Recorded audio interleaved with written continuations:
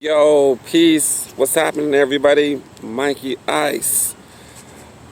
By popular demand, I was asked, yo, Mikey, um, let's talk about like your history with like breaking, how you first got into breaking, you know.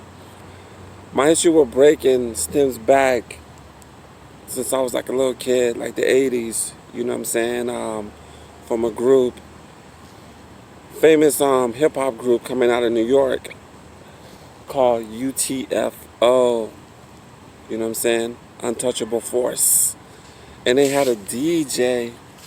He went by the name of Mixmaster Ice. And Mixmaster Ice, I remember UTFO being like it was like the biggest thing though, like growing up. You know what I'm saying? They had Roxanne Shante, Roxanne, Roxanne's a man. And hip hop was like it spoke to me at an extremely like young age. And I felt like I had a connection with it. So, and I didn't have a name, you know. I had a name that I gave myself, which was Little Uprock, and the reason why I call myself Little Uprock because I was very intrigued by Uprock, when I seen Lee, when he was on the subway train, and he did a scene, this could be the night. When I seen that scene when he was dancing on the train, that struck me, and I was like, I want to do that. But I didn't have a name. So I decided to give myself the name Little Uprock. But eventually, as, breaking started progressing, I had another friend, it's the time when I was growing up, living in Madeira. I had another friend by the name of David Darrell. He was a b-boy, at my junior high school, Thomas Jefferson Junior High School, TJ. He was a b-boy, and he used to tell me, yo, Mikey, why don't you do that spin, though, bro? Or, yo, that was fresh, though, when you did the swipes, and then it was just like ice, and so he just started just like saying it, yo, Mikey Ice, Mikey Ice. So I stuck with the name Mikey Ice. You know, it died. Breaking died. You know what I'm saying? At least in my area, that breaking died. But there was also other dances that came out. And a rap group that struck me. That made me want to get into dancing, and all my other friends that got into dancing was Kid and Play. After we seen House Party, the first House Party, and we seen Kid and Play do the kick step. They did the famous kick step at the house parties. And during that time, there was no breaking, though, to be honest with you. You know what I'm saying? And I didn't see it. And I went from everywhere from San Jose to San Diego, in the early 90s. And I didn't see, there was no breaking, but there was housing crews, and there was, housing crews, and the brothers to call themselves groovers, and we was very inspired by them, at least I was, and seeing like hip hop step transitioning into like house steps, so eventually I adapted that style and I got into hip hop dancing, and then eventually as the 90s started like, coming into play, first person I physically seen breaking was Easy Rock. Went to the hip hop shop in 92, I seen Easy Rock, at the hip hop shop, and he had a t-shirt that said West Coast Rock Steady Crew on the back. And he had the nameplate belt that said Easy Rock. He had the ducktail in the back. And he had some Adidas with fat laces, and I was kind of tripping on that. I was like, damn, like, we was laughing at him. We was like, yo, bro, like, what kind of style is that? Like, niggas don't even dress like that right now. Like, everything was cross colors. Fubu, Carl Kanai, 187 on the cop t-shirts, stuff like that. So to see him in traditional b-boy fashion, with the straight leg jeans, we was even laughing at his jeans, like, why is his jeans so tight? You know what I'm saying? So eventually I find out who he was, and I seen him, he had a necklace that said Zulu. And the first thing that clicked in my mind is like, how's this dude white? And he has a necklace that says Zulu. Like, it's not possible. So I did some research on Easy Rock and come to find out he was part of the San Diego chapter, which was Zulu Nation. It's like 90, yeah, 92 going to 93. And eventually I got into 94.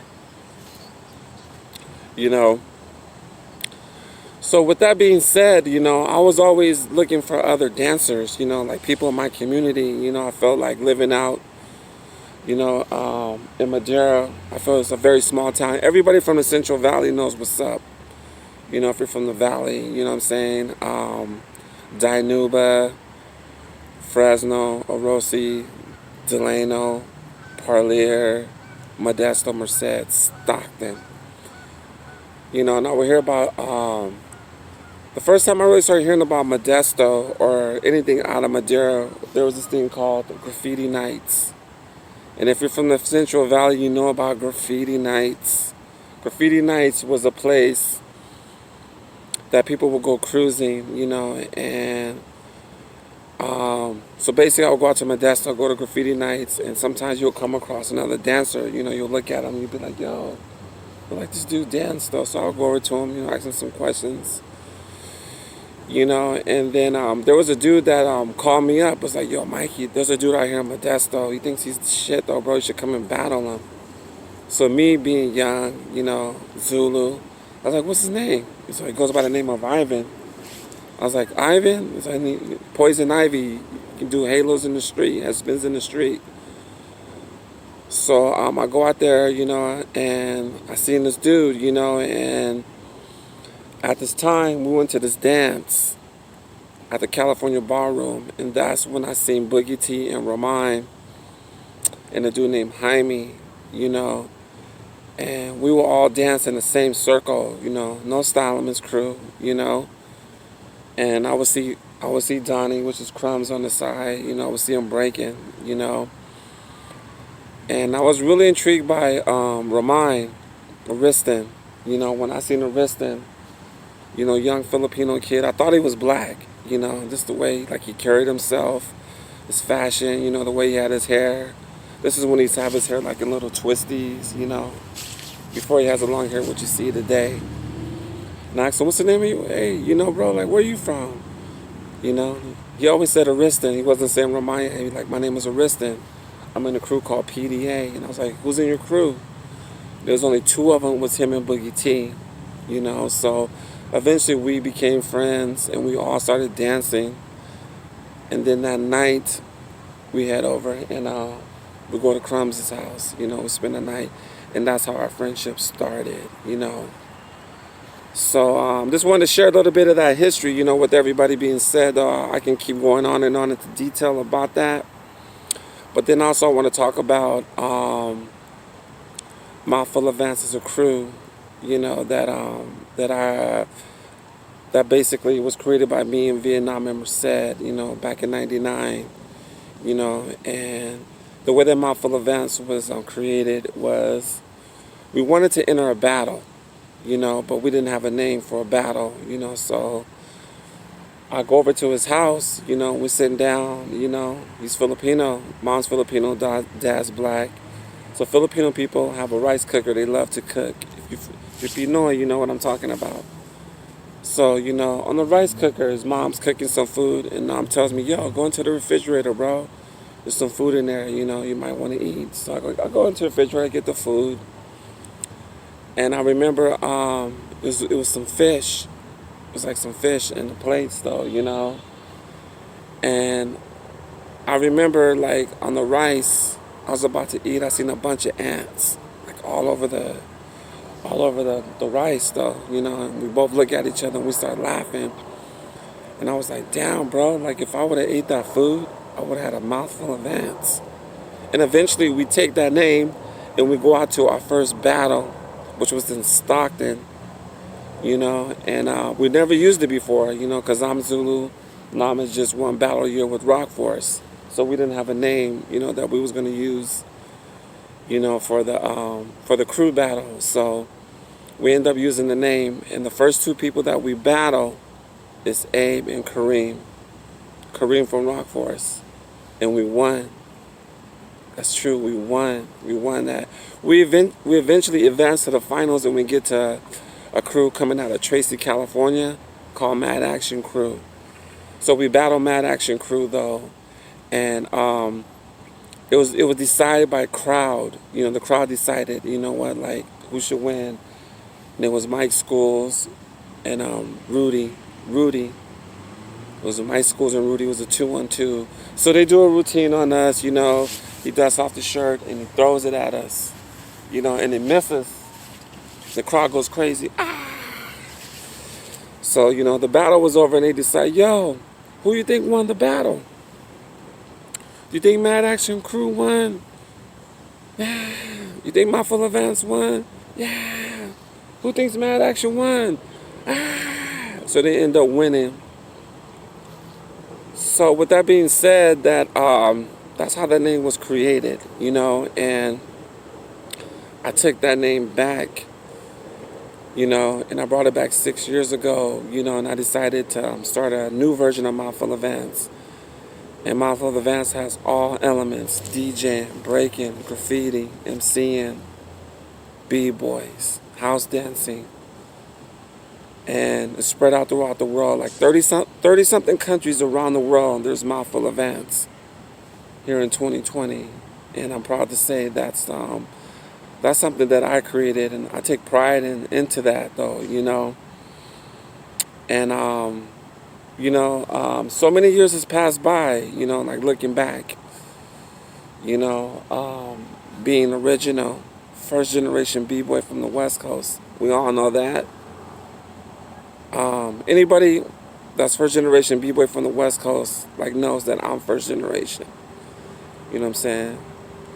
So looking back at everything that I do, I have all this history, you know, with videotapes, you know, and a lot of stuff is, everything's changed right now, you know. Everything's basically digital right now, you know, the YouTube era, things of that nature. So I just decided, you know what, I wanted to bring that back and to share that history with everybody today, you know, because I feel a lot of times, like in our culture, you know, when B-boys pass away, you know, people start telling the stories like, oh, you know what, rest in peace Flo, rest in peace Tyrell, rest in peace, you know, Junie from Problems Crew, you know. So I feel like, you know what, before you pass away, all you have on this earth is your legacy, you know. And the only person that's going to truly tell your legacy and to tell your story is you, you know. And I feel like I wanted to tell my story, you know, my legacy, you know. And that's basically what it's about. I've always been about unity. I love the East Coast. I love the West Coast. I love Europe. I just love breaking, period, you know. And basically, that's where I stand. You know what? And something out there, too, that I'm going to touch on. I'm going to address it, you know, because it's something that I've been paying attention to very well, you know. And people's came across it, you know. And people's been telling me, yo, Mikey-ICE, like, such and such is talking shit about you. You know, such and such has brought your name up. Such and such is like, you know, they're bashing you. Such and such has said, like, you did this, you did that, you know. So, you know, I'm here to say, if you're watching, most likely you are, you know, because I know how this video gets around and travel. I just want to let you know that it ain't going to change anything, though. You know what I'm saying?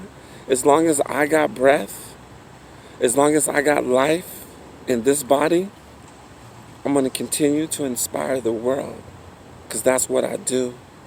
You know, whether if you like Zulu or not, I'm still Zulu.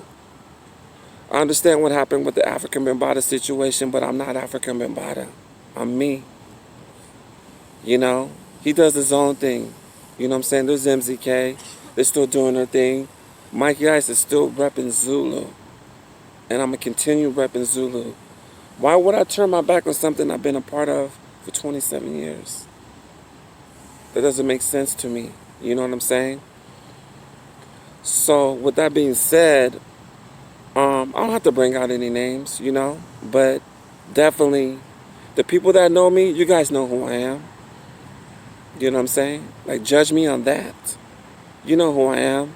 All I ever done is shown love. I inspired the world with the snake fist. The snake fist went to over 120 something countries around the world. Got a crew in China. Got a crew in Mexico. All I ever did was show love to like the b-boy world, you know, the community, the lockers, the poppers, all that. You know what I'm saying? I'm not intimidated. And I learned one thing about that, you know, one thing I learned is that when people are talking shit about you, I learned it sounds crazy, but it's a good thing. Because one thing I learned in this life that you shouldn't worry about if people are talking shit about you. You should be worried about when nobody's talking about you at all. So, yeah, that's where I stand with that. So, if you're on my side, you're on my side. You know, 2020 is something that I'm going dummy hard. Figured it out. I figured out a way how to use my brain, my reputation for a positive way. And when it's all said and done, when the smoke is cleared, my legacy is gonna be an empire. I already changed the world. I did it when I first came out. I was the first b-boy to make videos go viral before Korean rock. People always tell me, yo, MIKEY-ICE, Korean rock is the Asian version of you. And it's true. He is the Asian version of me. I've been doing shit since the 80s, 90s, and 2000s. So he started putting videos up in the 2000s. It's nothing. Try doing it as long as I do it. As long as I've been doing it. And on top of that, I'm a b-boy. I just don't show videos like I break. I live this life. You know what I'm saying? So, yeah. That's just how I feel about it. You know, I wanted to stay quiet out there, you know. But I'm just letting, you know, the community world, like, I respect and love everybody, you know. When I'm said and gone, this video is going to be up and it's going to circulate 20 years from now, 10 years from now. I got footage that I put up on the internet 15 years ago and it's still up and relevant today. So this video is made in 2020. You know what I'm saying? And people are going to look back at this video and be like, yo, this dude was telling the truth. You know what I'm saying? He was telling the truth about his history. Like, you can't erase my history. I can't erase my history. 27, 28 years, consistent. B-boy. Breaking. Been breaking since I was 5. You can take a guess how old I am. Been breaking since I was 5. Verified photos. People that know me from back in the days. People that know me in LA. People that know me in the Central Valley. You can't erase that. But on a positive note, yo, keep looking out. I'm going to keep dropping brand new interviews for 2020. Classic, never before seen b-boy footage that you don't even get to see on the internet. I'm not asking for anything, though. Just respect. You know what I'm saying? So once again, to the people that's watching that could be hating or that are haters, this is directed to you. 2020 because of you. It's going to be, I'm coming dummy. Dummy hard. Dummy. I'm going to make a statement. I'm going to make a statement. And that's the reason why I'm making this video. Because I'm letting you know that I hear it. I hear it. Thank you. Because what you did is inspire me. You inspire me to change the world. I did it before. I did it in the 2000s. I did it 5 years ago. I'm doing it right now. And I'm going to continue doing it. So enjoy and stay tuned. Peace. MIKEY-ICE. I'm still Zulu.